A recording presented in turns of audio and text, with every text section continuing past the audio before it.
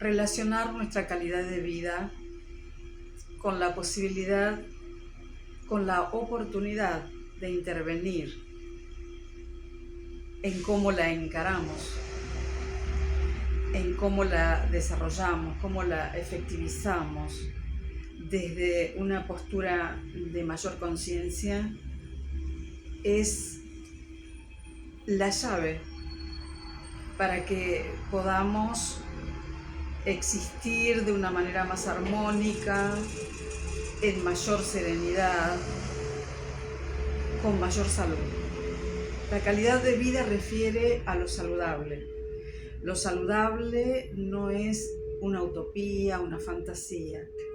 Tiene mucho que ver con las condiciones de vida, por supuesto, pero también con la toma de decisiones. Si nos vamos alfabetizando en la gestión de las emociones para dar respuesta a situaciones que nos desequilibran, de manera cada vez más eficiente, de manera más inteligente, vamos a abordar esa calidad porque vamos a encontrar el equilibrio emocional, psicológico, para reaccionar, para operar en una realidad que generalmente nos es distópica. Vamos atravesando situaciones desafiantes, conflictivas, y de acuerdo a cómo estemos, de acuerdo a cómo nos vayamos formando, de acuerdo a cómo vayamos creciendo y madurando, es como vamos a poder enfocarnos, centrarnos en el justo punto medio entre extremos viciosos, como decía Aristóteles. Pretender gestionar no es de ninguna manera solo la intención de controlar.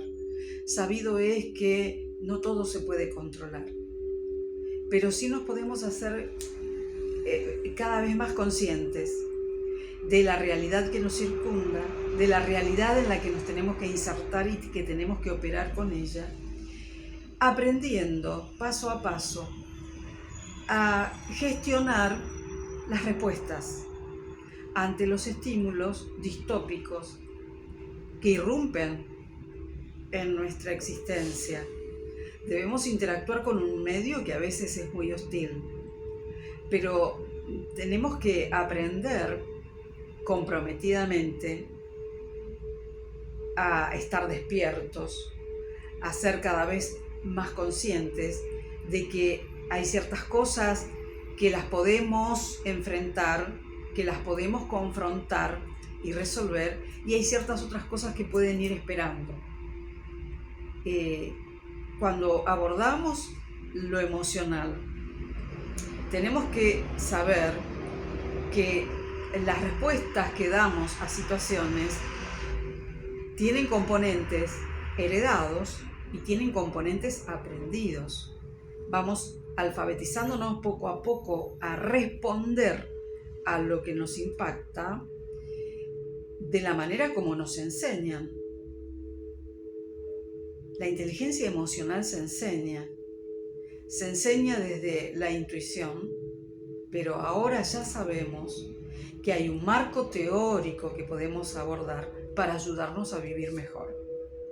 Ese marco teórico que ha investigado Goleman, por ejemplo, a cuyos textos acudimos, es de gente que ha ido mirando, que ha ido observando, que ha ido experimentando sobre ciertas respuestas que a veces se vuelven estereotipadas y que no siempre son las más saludables, que no siempre son las más felices, que no nos van a llevar a una buena resolución y que por el contrario nos van a llevar a un exceso de respuesta que nos puede enfermar.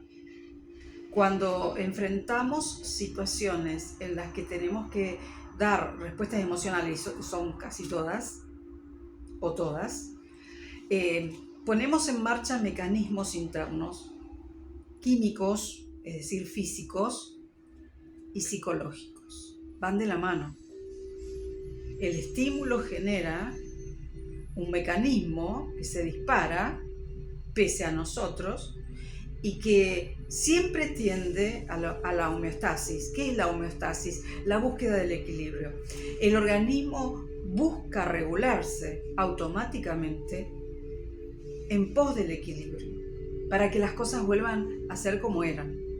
Y eso implica un desgaste energético que nos va poniendo cada vez más en riesgo, porque ese desgaste energético a veces no tiene cómo reconvertirse o no tiene cómo resolverse, y lo que buscamos es el menor gasto de energía. La eficiencia es el menor gasto de energía. Ese menor gasto de energía se logra con una gestión cada vez más eficiente de lo emocional, que nos dispara los mecanismos físicos y psicológicos que se van automatizando, que se van estereotipando y que nos colocan en una situación de riesgo cuando el organismo se va agotando y ya casi no puede dar una respuesta adecuada.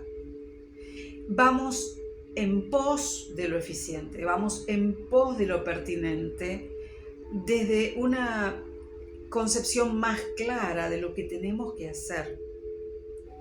Las emociones como el miedo y el enojo, que en general las asociamos en el mismo plano porque son respuestas a lo que consideramos amenazante, no siempre son las adecuadas a lo que fue el estímulo. Y también es subjetivo porque depende de cada persona, depende de lo que aprendió, depende de sus vivencias, de su historia emocional a lo largo de su evolución. Todo eso hay que tener en cuenta cuando abordamos inteligencia social para lograr una mejor calidad de vida. Cuando hablamos de calidad de vida, hablamos de salud. Y eso es importante que lo tengamos en cuenta. La salud se logra con el menor gasto de energía.